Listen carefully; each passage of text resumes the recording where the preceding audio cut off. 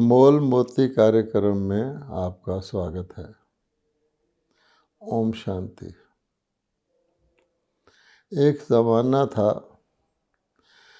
जब मानव के दिल में दया की भावना थी, करुणा की भावना थी, और अगर किसी मनुष्य को कुछ हो जाए, कुछ कष्ट हो, तो उसको दूर करने की हर कोई कोशिश करता था। परंतु आज समय बदल चुका है। हम सब जानते हैं कि घोर कलयुग का तमोप्रधान समय आ चुका है। मानव स्वार्थी बन गया है। उसके अंदर दया करुणा की बजाय क्रूरता और जिसको कहते हैं बेरहमी आ गई है। हम प्राय देखते हैं कि अगर कहीं रात के वक़्त रेल एक्सीडेंट हो जाता है, डिब्बे गिर जाते हैं, तो बहुत जल्दी से बहुत से लोग वहाँ आकर इकट्ठे हो जाते हैं। वो इकट्ठे किस लिए होते हैं कि जो भी पैसेंजर्स ज़ख्मी हुए होते हैं, उनके कोई भी वैल्यूएबल्स हैं, उनका जेवर है, उनका पर्स है, उनकी कोई भी कीमती चीज़ है, उसको लूटने में लग जाते हैं और सब कुछ लूट करके वो जल्दी से जल्दी भाग भी जाते हैं। उनके अंदर उन जख्मियों के लिए किसी प्रकार का कोई दया भाव नहीं होता। पुलिस वाले और बाकी लोग, प्रबंधक लोग, डॉक्टर तो बाद में आते हैं। तो ये आज की समय की दशा है। तो हम देखते हैं कि मानव ऐसा आज क्रूर बन गया है, ऐसा स्वार्थी बन गया है कि वो किसी भी हद तक जा सकता है लोगों को लूटने के लिए। इसी प्रकार से ये तो एक प्रकार की व्यक्तिगत स्तर पर हम आज की स्थिति देखते हैं। अगर हम इसको वैश्विक स्तर पर ले जाएं, सारे विश्व के दृश्य को सामने लाएं, तो हम क्या देखते हैं? हम देखते हैं कि आज सारे विश्व में हालात बहुत नाजुक हो चुके हैं और दिनों दिन बद से बदतर होते जा रहे हैं। विश्व में कई जगह बहुत बड़े बड़े भयंकर युद्ध छिड़े हुए हैं और जब उन युद्ध के दृश्य हम देखते हैं तो बहुत ही दिल के अंदर भय आता है। इस प्रकार के शस्त्र प्रयोग किए जा रहे हैं जिनके बाद कुछ भी बचता नहीं है। मानव जीवन तो क्या, हर प्रकार के संसाधन, हर प्रकार के पशु पंछी, कुछ भी हो, सारा कुछ अस्त व्यस्त हो रहा है। जब मानव अपनी आँखों के आगे ये देखता है तो उसके दिल में क्या आता है? तो आज क्योंकि दया का भावना नहीं रहा, करुणा का भावना नहीं रहा और मानव थोड़ी बेबसी भी महसूस करते हैं, लाचारी भी महसूस करते हैं कि आखिर हम इसके लिए क्या कर सकते हैं? कुछ भी नहीं कर सकते। तो फिर उनके अंदर क्या आता है कि इस पूरे जीवन के लिए ही एक प्रकार की निराशा आ जाती है। भविष्य के लिए भी निराशा आ जाती है। व्यक्ति सोचने लगते हैं कि आखिर क्या फ़ायदा जीवन जीने का, आगे के लिए कुछ, भविष्य के लिए कुछ बचा कर रखने का, कुछ प्रगति करने का कुछ भी फ़ायदा नहीं है। क्योंकि वो ये भी देखते हैं अगर युद्ध के अस्त्र शस्त्र के द्वारा उनके वहाँ विनाश ना भी हुआ, एक तो उनके अंदर और भी भय रहता है। अभी तो ये छोटे अस्त्र यूज़ हो रहे हैं, अगर परमाणु शस्त्र यूज़ हो गए फिर क्या होगा? तो उनके अंदर इस प्रकार का भय रहता है। तो एक प्रकार की निराशा रहती है, जैसे कि वो जी रहे हैं लेकिन जीवन के अंदर किसी प्रकार की खुशी, किसी प्रकार की आशा, किसी प्रकार की सरसता सूखी होती जा रही है। जैसे सारे विश्व का जीवन खुश्क सा हो गया है और मनुष्य विश्व को एक कब्रिस्तान के रूप में देखने लग गए हैं कि आगे क्या होने वाला है।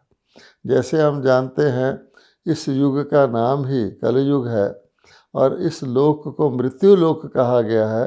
वो दृश्य लगभग सामने आ गया है कि जैसे कि सभी अपने मृत्यु के लिए लगभग तैयार हैं, क्योंकि उनके हाथ में कुछ भी नहीं है। आज मनुष्य ये देखता है कि इंश्योरेंस कराते थे, आगे लोग पैसा बचा के रखते थे, जेवर रखते थे, कई प्रकार की सेफ्टी और बचाव की स्कीमें रख करते थे। लेकिन अब वो देखते हैं कि जब सारा का सारा कुछ ही तबाह हो सकता है, तो कौन किसको क्या कंपेंसेशन देगा, कौन सा हॉस्पिटल किसको क्या व्यक्ति पहुंच भी सकेगा कि नहीं पहुंच सकेगा। तो ये सारी परिस्थितियां मनुष्य के सामने आती हैं। तो ऐसी परिस्थिति में, जैसे मैंने शुरू में कहा कि जब कोई ऐसा मौका आता है लूट मार का, तो लूट मारने वाले पहुंच सकते हैं, जाते हैं। ऐसी परिस्थिति में आज के लोग इस सारे मृत्यु लोक को कब्रिस्तान समझते हुए उनका एक ही लक्ष्य रह गया है कि पता नहीं क्या होना है, कब जीना है, क्या करना है। तो हर प्रकार के, जिसको हम कहते हैं एथिकल स्टैंडर्ड, मॉरल स्टैंडर्ड, मानवीय मूल्य, वो तो सब खत्म हो चुके हैं। और हर व्यक्ति कोशिश करता है कि किसी भी ढंग से कुछ ना हो, कुछ जो भी हो, जितना समय जीना है, पता नहीं कितना समय जीने हैं, तो बेग बोरो स्टील, लूट मार करके किसी भी प्रकार से इस जीवन में भोग लो जो कुछ भोगना, बजाय कि इस आने वाली आपदाओं को, बड़ी आपदाओं के बारे में सोचें। वो सोचते हम सोच कर भी क्या करेंगे, वो इसमें लगे हुए हैं कि ऐसा मौका है। तो जैसे वो जख्मी लोगों के जेवर लूट लेते थे, तो मनुष्यों की जो आम जनता है, आप देखते हैं कोई कीमतें बढ़ा रहा है, कोई किसी चीज़ की शॉर्टेज पैदा कर रहा है। हर इस मौके का फ़ायदा लेकर, लोगों की मजबूरी का फ़ायदा लेकर अच्छी तरह से, जैसे लोगों को, सारे समाज को लूटा जा रहा है। एक और ये दृश्य है। अब दूसरी बात आती है, ऐसी परिस्थिति में व्यक्ति क्या सोचता है। अगर युद्ध ना भी हुआ तो ये भी देख रहे हैं कहीं पर भूचाल आ रहा है, कहीं पर पानी बहुत ज़्यादा बरस रहा है, कहीं पर समुंदर चढ़ गया है, कहीं पर एक्सीडेंट हो रहे हैं। आगे कम एक्सीडेंट होते थे, रेलें पलट रही हैं। यानी हर प्रकार से ऐसे लगता है कि जैसे प्रकृति भी मानव की, उसके कर्मों को देखकर उसकी शत्रु बन गई है। तो चारों प्रकार से मानव को अब ऐसी परिस्थितियों का सामना करना पड़ रहा है जब कोई भी सरकार उन परिस्थितियों को ख़त्म नहीं कर पाएगी। अब तक तो सरकारें, ऐसा होता था किसी विश्व के किसी भी कोने में कोई आपदा आ जाए, प्राकृतिक आपदा आ जाए, या किसी प्रकार के युद्ध के द्वारा भी कोई कुछ लोगों के अंदर पीड़ा हो जाए, तो रिलीफ पहुंचाने की सब लोग कोशिश करते थे, गवर्नमेंट के स्तर पर करते थे। परंतु अब तो वो भी नहीं रहा, क्योंकि वो रिलीफ पहुंचाने का साधन भी नहीं रहेंगे, समय भी नहीं रहेगा, और वो रिलीफ भी नहीं रहेंगे। कहाँ से वो लोग खाना पहुंचाएंगे और दवाइयाँ पहुंचाएंगे और लोगों को शेल्टर देंगे। बहुत मुश्किल होता जा रहा है। अर्थात ये सारी की सारी निराशा की परिस्थिति हम देख रहे हैं चारों ओर। अब ऐसी परिस्थिति में सभी मानव, जिसको कहते हैं, निराश हो चुके हैं कि हम कुछ नहीं कर सकते। व्यक्तिगत तौर पे भी एक व्यक्ति, पारिवारिक व्यक्ति सोचता है कि मैं कर रहा हूँ जो कुछ मेरे से होता है, लेकिन मेरे परिवार का भविष्य क्या है, मेरा भविष्य क्या है, उसका मैं कुछ भी सेफ्टी का सोच ही नहीं सकता कि कोई ऐसा साधन मैं करूं कि मैं अपने भविष्य के बारे में कुछ कर पाऊं। मनुष्य बिल्कुल निराश है।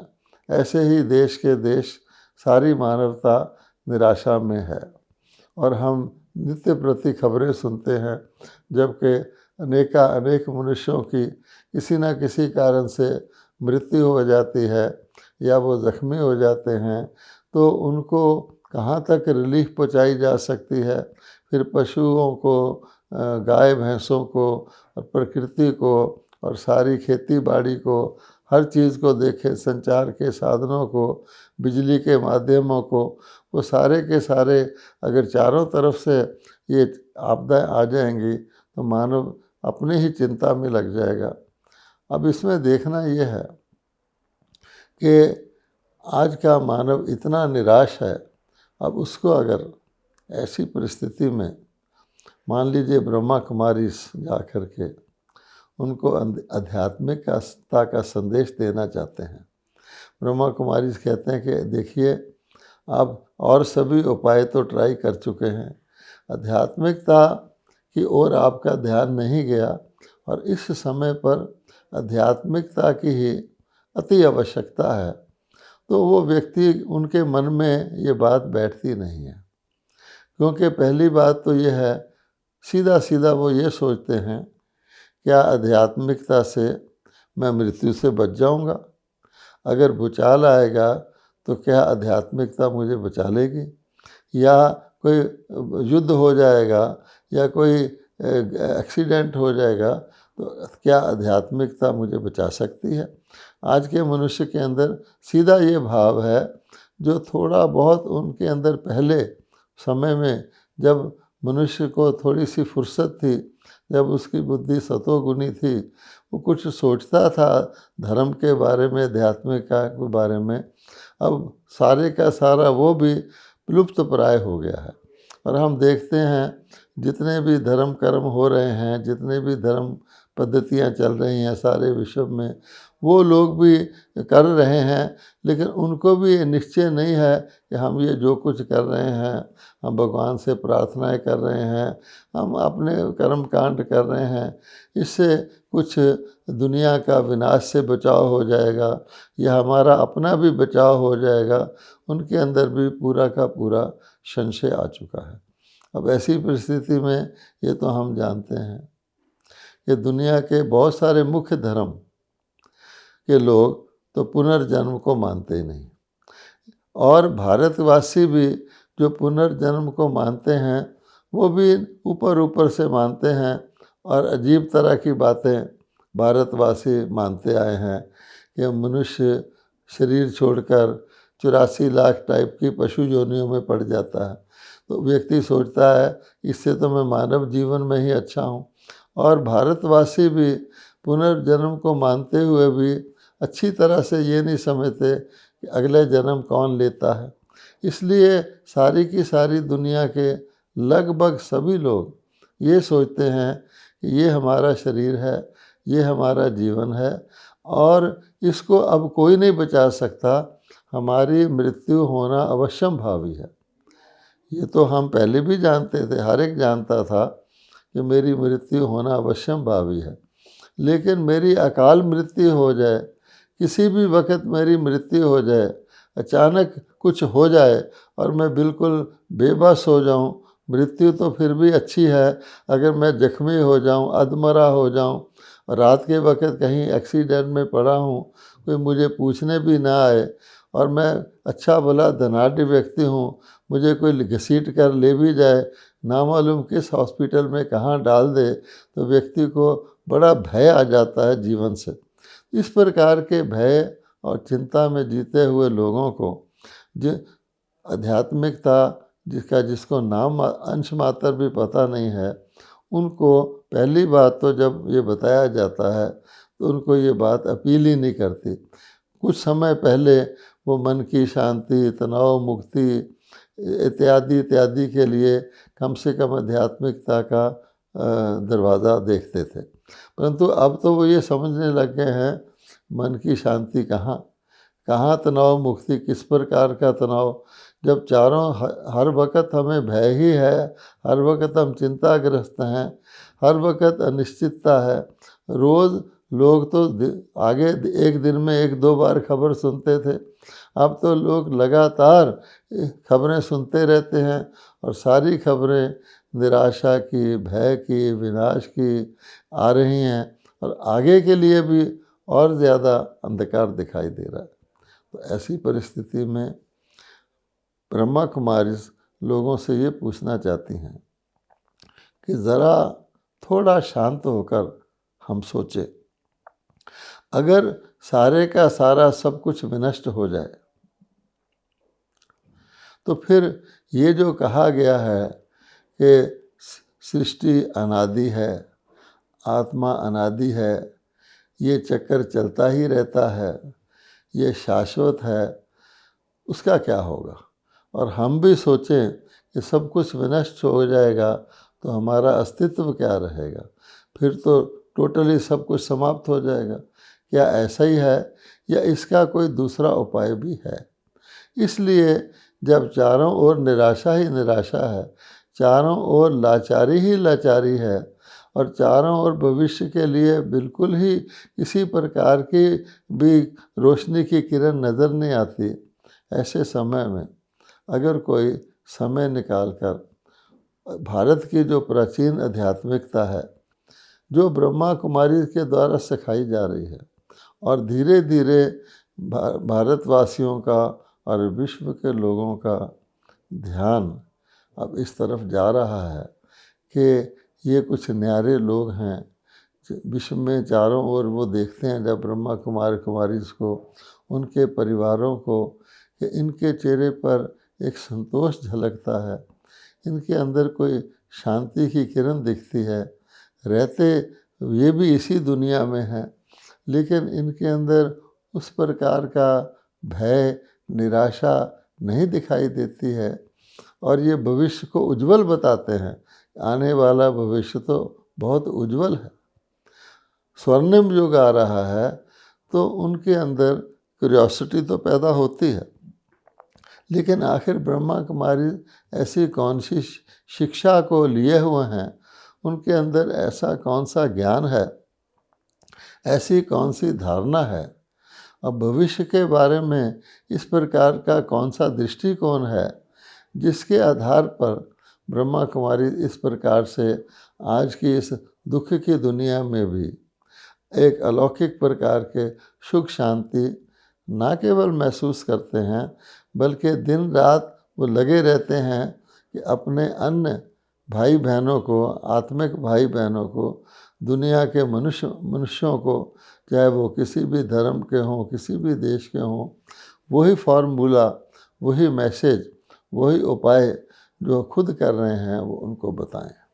तो आज हम इस बात पे चर्चा करते हैं, इस बात की ओर ध्यान लगाते हैं कि क्या जो कुछ सीन हम देख रहे हैं, जो कुछ हम नाजुक परिस्थितियां देख रहे हैं, उसके द्वारा जो कुछ होने वाला है, क्या सचमुच उस होने को कोई रोक सकता है? और अगर नहीं रोक सकता है तो उस होने के बाद क्या होगा, और उस होने के पीछे परमात्मा का प्लान क्या है? आखिरकार हम जन्म जन्मांतर से परमात्मा को याद करते आए हैं, परमात्मा को जानते नहीं मानते तो आए हैं, प्रेयर करते आए हैं। ऐसी प्रकार की परिस्थिति क्या पहले भी कभी आई है? और ऐसी प्रकार की परिस्थिति के बाद क्या हुआ था? इस बात पर हम आज चर्चा करते हैं। तो ब्रह्मा कुमारी ये कहती हैं कि आज मानव का सारे का सारा चिंता, सारे का सारा भय, सारे के सारी निराशा और सारे का सारा गलत रास्ता अपनाना, ये जो विनाश की तैयारी भी कर रहे हैं, ये भी एक गलत रास्ते पर ही लगे हुए हैं। उसका मूल कारण क्या है?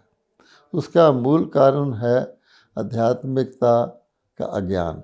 और अब ये अज्ञान इतना फैल चुका है कि मनुष्य आध्यात्मिकता को छोड़ करके एक बिल्कुल उसका उल्टा रास्ता अपना रहे हैं, जिसको हम कहते हैं भौतिकता।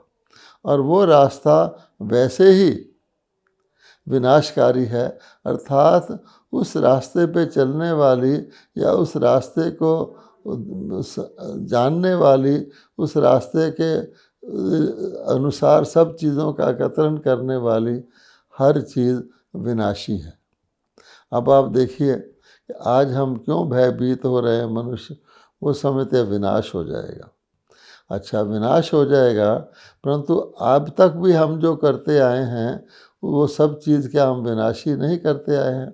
हमारा शरीर है, हमारे शरीर का हम अच्छी तरह जानते हैं, थोड़ी सी आयु होती है, उसके बाद मृत्यु हो जाती है। और आज के समय में तो अकाल मृत्यु का बाज़ार गर्म है, किसी भी वक्त मृत्यु हो जाती है। तो जब हम कहते हैं आप मरे जग परलय, कि हमारी मृत्यु हुई, उसके बाद हमारे लिए तो सारी दुनिया ख़त्म हो गई, क्योंकि आध्यात्मिकता का ज्ञान नहीं है, तो वो भी विनाशी है। जब हम ही विनाशी हैं, हम ही इस दुनिया को छोड़ जाएंगे, तो बाकी चीज़ें भी जिनके साथ हम संबंध रखते हैं, चाहे वो व्यक्ति हैं चाहे वो वस्तु हैं, वो भी विनाशी हो गई। तो इस विनाशी दुनिया के अंदर हम क्या ढूंढ रहे हैं, और अब सिर्फ देख रहे हैं कि इकट्ठा विनाश सामने आ रहा है, तो हम चिंतित हो गए हैं। इसके बाद क्या होगा? पहले कभी हमने सोचा? इसके लिए हम एक बहुत साधारण सा उदाहरण बीज का ले सकते हैं। हम जानते हैं कि बीज से वृक्ष पैदा होता है, वृक्ष सूखता है तो फिर बीज निकल आता है, बीज से वृक्ष और वृक्ष से बीज, या साधारण भाषा में जैसे लोग पूछते आए हैं, मुर्गी पहले या अंडा पहले, तो हम जानते हैं कि अंडे से मुर्गी निकलती है, मुर्गी से अंडा निकलता है। ये शाश्वत क्रम है। कोई पूछे दुनिया में दिन पहले या रात पहले, लेकिन हम जानते हैं दिन के बाद रात के बाद दिन होता है, इसी प्रकार के शाश्वत है। अपने बारे में हम ये भूल जाते हैं कि हम एक आत्मा है। तो आध्यात्मिकता का पहला और सबसे महत्वपूर्ण पाठ ये है, जो भगवत गीता में भी कहा हुआ है। भगवान कहते हैं, मैं परम आत्मा हूँ और आप आत्मा हो। आत्मा अनादि अविनाशी शाश्वत है। आत्मा कभी विनाश नहीं होता। आत्मा को आग जला नहीं सकती, पानी में डूब नहीं सकती। और इस आत्मा रूपी बीज में, जैसे सारे वृक्ष के बीज में सारे वृक्ष का सार होता है, वृक्ष सूख जाता है तो बीज के द्वारा नया वृक्ष पैदा हो जाता है, उसी प्रकार से ऐसे नहीं कि हम शरीर छोड़ देंगे तो हमारा अंत हो जाएगा। नहीं, हम सब के अंदर एक आत्मा है जो हमारा सारा कुछ संस्कार के रूप में अपने अंदर रखती है। जैसे मान लीजिए कोई भी व्यक्ति है, उसके संबंधी हैं, मित्र हैं, उसके जीवन के कर्मों का हिसाब किताब है, अच्छे कर्म किए हैं, बुरे कर्म किए हैं, उसका फल उसको दुख मिलना है, सुख मिलना है, जो कुछ भी है उसका सार उस आत्मा रूपी बीज के अंदर रहता है। इस प्रकार से अगर ये महाविनाश हो भी जाएगा, शरीर छूट भी जाएंगे, पर किसी की भी आत्मा विनष्ट नहीं होगी।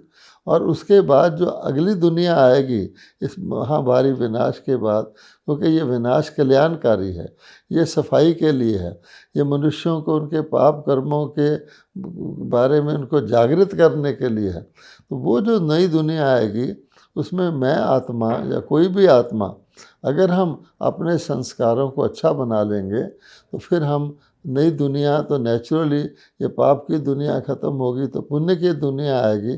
परमात्मा का यही प्लान है, अधर्म का विनाश, धर्म की स्थापना, उसमें हम जन्म ले सकते हैं। एक तो ये बात है कि हम अपने आप को आत्मा मानेंगे, तो इस वक्त जो थोड़ा सा समय बचा है उसमें परमात्मा की शक्ति से अच्छे संस्कार भर के आने वाले भविष्य में हम सतयुग में आ सकते हैं। दूसरे वर्तमान समय में भी ये जो नाजुक समय चल रहा है उसमें भी अगर हम आत्माभिमानी होकर अपने आप को आत्मा का अभ्यास करेंगे, उस चेतनता में रहेंगे, तो ये जो विनाशकारी दृश्य हैं उसमें हम लोग अपने आप को बचा सकेंगे। कुछ भी नुकसान हो रहा है, कुछ भी जा रहा है, लेकिन मैं आत्मा तो अलग हूँ, मैं आत्मा तो विनाश नहीं हो सकती। तो ये बहुत बड़ा निश्चय है, और आत्मा के द्वारा अब कुछ भी इंश्योर कर सकते हैं अपने अच्छे संस्कार भर के। और दूसरी बात, वर्तमान समय हम आत्माएं सारे विश्व को शांति के वाइब्रेशन दे सकते हैं। आज सारे विश्व में सभी लोग भयभीत हैं, तो भय के वाइब्रेशन चारों तरफ फैल रहे हैं। जैसे रोशनी अंधकार से पावरफुल होती है, तो शांति के और धैर्यता के वाइब्रेशन बहुत पावरफुल हैं। और अगर हम परमात्मा को याद करके ये वाइब्रेशन फैलाते हैं, तो वर्तमान भविष्य में भी हम लोगों के मनों को यहाँ बैठे बैठे दूर तक शांति दे सकते हैं। ओम शांति।